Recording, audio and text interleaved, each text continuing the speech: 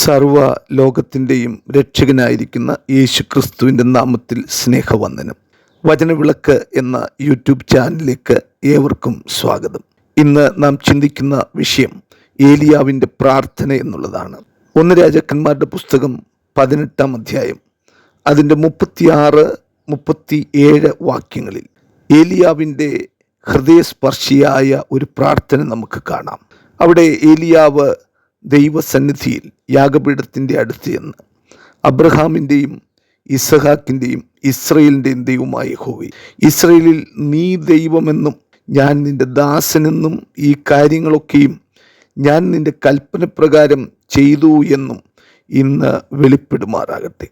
ഇവിടെ വളരെ പ്രതിസന്ധി നിലനിന്ന കാലഘട്ടം, ഇസ്രയേലിൽ ദൈവകോപത്താൽ വന്ന വൻ ക്ഷാമം നിലനിൽക്കുന്ന 3.5 വർഷക്കാലമായ സമയത്ത് ഏലിയാവിൻ്റെ ദൈവമായ യഹോവ തന്നോട് തന്നെത്താൻ ആഹാബിന് വെളിപ്പെടുത്തുവാൻ പറയുമ്പോൾ ആഹാബിൻ്റെ മുമ്പിൽ വെളിപ്പെടുന്ന സമയത്ത് ഒരാരാധനയിലൂടെയാണ് ദൈവ സാന്നിധ്യം തെളിയിച്ചത്.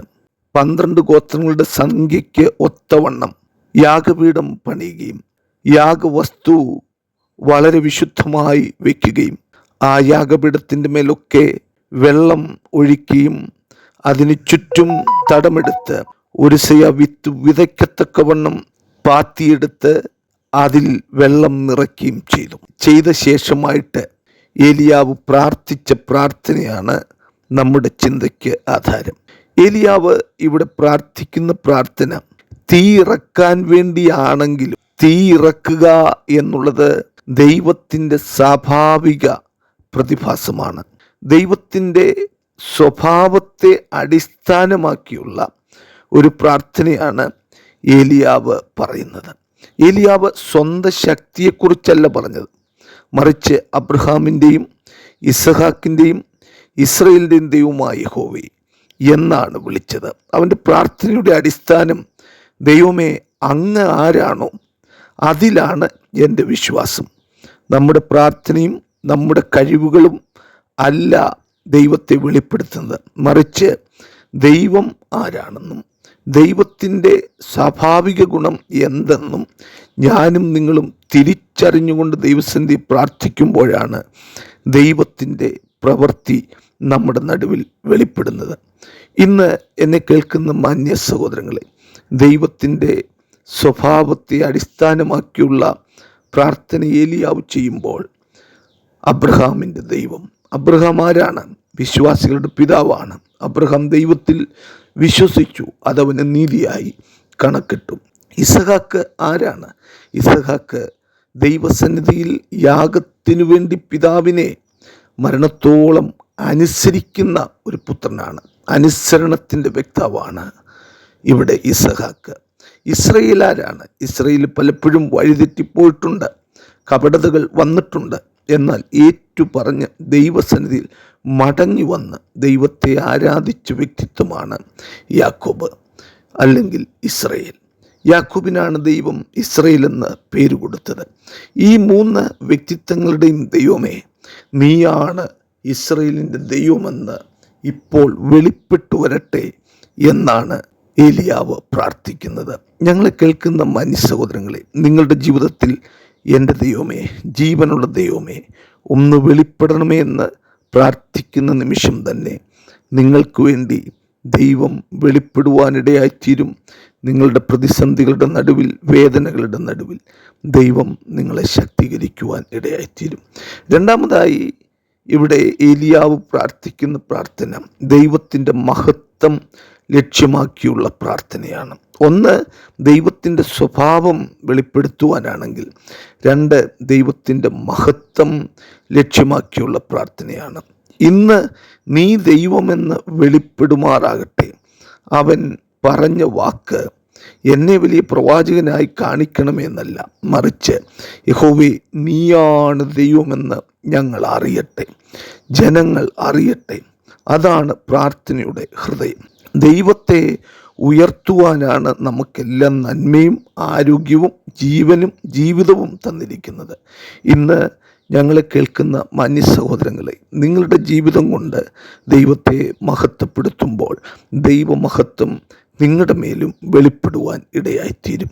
ഭാരത്തോടും പ്രതിസന്ധിയോടും പ്രയാസത്തോടും ഇരിക്കുന്ന ഏതു വ്യക്തിയോടും ദൈവം പറയുന്നത്, ദൈവമഹത്വത്തിനായി നിങ്ങളുടെ ജീവിതത്തെ സമർപ്പിക്കുക, പ്രാർത്ഥിക്കുക, ആരാധിക്കുക, ദൈവവചനം വായിക്കുക, ദൈവവചന പ്രകാരം ജീവിക്കുക. ദൈവത്തിൻ്റെ മഹത്വം നിങ്ങളുടെ ജീവിതത്തിൽ കാണുവാൻ ഇടയായിത്തീരും. അടുത്ത പദപ്രയോഗം ഏലിയാവ് പറഞ്ഞത്, ഞാൻ ഇതൊക്കെ നിൻ്റെ വചനപ്രകാരം ചെയ്തു എന്ന്. വചനത്തോടുള്ള അനുസരണത്തിൻ്റെ പ്രാർത്ഥനയാണ് ഏലിയാവ് ഇവിടെ ചെയ്യുന്നതെന്ന് നമുക്ക് കാണുവാൻ കഴിയുന്നുണ്ട്. ഒന്ന്, ദൈവ സ്വഭാവം വെളിപ്പെടുത്തുവാനാണെങ്കിൽ; രണ്ട്, ദൈവത്തിൻ്റെ മഹത്വം വെളിപ്പെടുത്തുവാനാണെങ്കിൽ; മൂന്ന്, വചനത്തോടുള്ള അനുസരണത്തെ വെളിപ്പെടുത്തുന്നത് കൂടെയാണ് പ്രാർത്ഥന. അങ്ങനെ വചനത്തോടുള്ള അനുസരണത്തിൻ്റെ മികവിൽ അവൻ പ്രാർത്ഥിച്ചപ്പോൾ ദൈവം ആ നിമിഷം തന്നെ തീയിറക്കി യാഗവസ്തു ദഹിപ്പിച്ചു, യാഗപീഠം ദഹിച്ചു. അവിടെ എഴുതിയിരിക്കുന്നത് മണ്ണും കൂടെ ദഹിച്ചു എന്നാണ്. നമ്മുടെ ഏതവസ്ഥയും മാറ്റിമറിക്കുവാൻ കഴിയുന്ന ഒരു ദൈവത്തിൻ്റെ സാന്നിധ്യമാണ് നമുക്കുള്ളത്. ജീവിതത്തിൻ്റെ ഈറനണിഞ്ഞ മേഖലകളിൽ ദൈവത്തിൻ്റെ മഹത്വത്തിൻ്റെ പ്രകാശം വന്നാൽ ഞാനും നിങ്ങളും ശോഭിക്കപ്പെടുവാൻ ഇടയായിത്തീരും. ഈ പ്രഭാതം ദൈവത്തിൻ്റെ മഹത്വത്താൽ ശോഭിക്കപ്പെടുന്നതായി തീരുവാൻ നമുക്ക് ദൈവത്തോട് പ്രാർത്ഥിക്കാം. തുടർന്ന് കാണുന്നത് ജനങ്ങളുടെ ഹൃദയം ദൈവത്തിലേക്ക് തിരിയുന്ന പ്രാർത്ഥന. ദൈവത്തിൻ്റെ ജനമേ, നമ്മുടെ വാക്കുകളോ നമ്മുടെ പ്രവൃത്തികളോ ഒന്നും ജനത്തെ ദൈവത്തിലേക്ക് തിരിക്കുകയില്ല. മറിച്ച് നമ്മുടെ വാക്കുകളുണ്ട്, പ്രാർത്ഥനകളുണ്ട്, പ്രവൃത്തികളുണ്ട്. എന്നാൽ അവയേക്കാൾ ഉപരി ദൈവത്തിൻ്റെ പ്രവൃത്തി കൂടെ ആ വാക്കുകളുടെ മേൽ വ്യാപരിക്കുമ്പോൾ ദൈവ മഹത്വം ജനത്തിൻ്റെ മേൽ വന്ന ശേഷം ജനം ദൈവത്തിലേക്ക് തിരിയും. അതുവരെ ഭൂരിപക്ഷമായി നിന്ന ജനസമൂഹം ബാലിനെ ആരാധിച്ചുകൊണ്ടിരുന്നുവെങ്കിൽ ഈ ഒറ്റ യാഗത്തിൻ്റെ തീ ഇറങ്ങിയത് മുഖാന്തരം, ദൈവത്തിൻ്റെ സ്വഭാവം അവിടെ വെളിപ്പെട്ടത് മുഖാന്തരം, ദൈവത്തിൻ്റെ മഹത്വം അവിടെ വെളിപ്പെട്ടത് മുഖാന്തരം, ദൈവവചനത്തെ അനുസരിച്ചത് മുഖാന്തരം ഇതാ നാം കാണുകയാണ് ദൈവത്തിൻ്റെ വശത്തേക്ക്, ദൈവത്തിൻ്റെ പക്ഷത്തേക്ക് ജനഹൃദയങ്ങൾ തിരിയുന്നത്. ദൈവത്തിൻ്റെ പക്ഷത്തിലേക്ക് ജനഹൃദയങ്ങൾ തിരിഞ്ഞപ്പോൾ അവിടുത്തെ അശുദ്ധ മണ്ഡലങ്ങൾ ശാസിക്കപ്പെടുന്നു, അശുദ്ധ മണ്ഡലങ്ങൾ വെട്ടുകൊള്ളുന്നു, അശുദ്ധ മണ്ഡലങ്ങൾ തകർന്ന് വീഴുന്നു. എന്നെ കേൾക്കുന്ന മാന്യ സഹോദരങ്ങളെ, ദൈവത്തിങ്കലേക്കൊരു വ്യക്തി, കുടുംബം തിരിയുമ്പോൾ അശുദ്ധിയുടെ മണ്ഡലങ്ങൾ തകർന്നു മാറും, അന്യാരാധന ശക്തികൾ ഇല്ലാതെയാകും, ദൈവത്തിൻ്റെ പ്രവൃത്തി അവിടെ വെളിപ്പെടുവാൻ ഇടയായിത്തീരും. ഞങ്ങളെ കേൾക്കുന്ന മാന്യ സഹോദരങ്ങളെ, ഈ ഏലിയാവ് തീ ചോദിച്ചത് തൻ്റെ പേര് ഉയരാൻ വേണ്ടിയല്ല, ജനങ്ങളുടെ ഹൃദയം ദൈവത്തിലേക്ക് തിരിക്കുവാൻ വേണ്ടിയാണ്.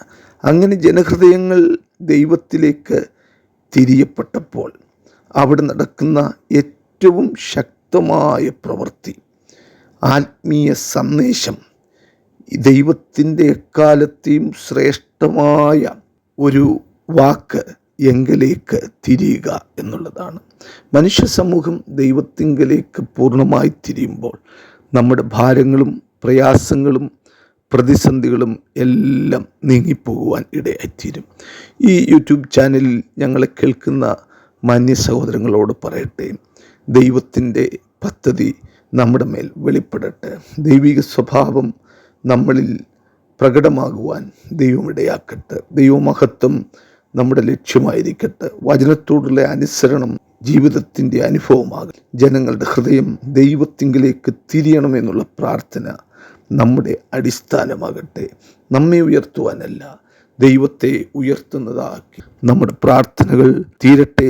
ഏലിയാവിൻ്റെ പ്രാർത്ഥന ദൈവത്തിൻ്റെ മഹത്വം വെളിപ്പെടുത്തുവാൻ വേണ്ടിയായിരുന്നു. എക്കാലത്തും ഭൂമിക്ക് വിടുതലിന് ആവശ്യം, ഒരു വ്യക്തിക്ക് വിടുതലിന് ആവശ്യം, ഒരു കുടുംബത്തിന് വിടുതലിന് ആവശ്യം ദൈവത്തിൻ്റെ മഹത്വമാണ്. ആ മഹത്വം കല്ലറയിലും കാരാഗൃഹത്തിലും കല്യാണ വീട്ടിലും ഒരുപോലെ അനുഗ്രഹമായി തീരും എന്നുള്ളതിന് ഇരുപക്ഷമില്ല. ആകയാൽ നമുക്ക് ദൈവത്തെ സ്തുതിക്കാം. ഈ വചനം നിങ്ങൾക്ക് അനുഗ്രഹമായെങ്കിൽ ദയവായി ഈ വചനം ഷെയർ ചെയ്യുക, ഈ യൂട്യൂബ് ചാനൽ സബ്സ്ക്രൈബ് ചെയ്യുക. ദൈവം നിങ്ങളെ ധാരാളമായി അനുഗ്രഹിക്കട്ടെ.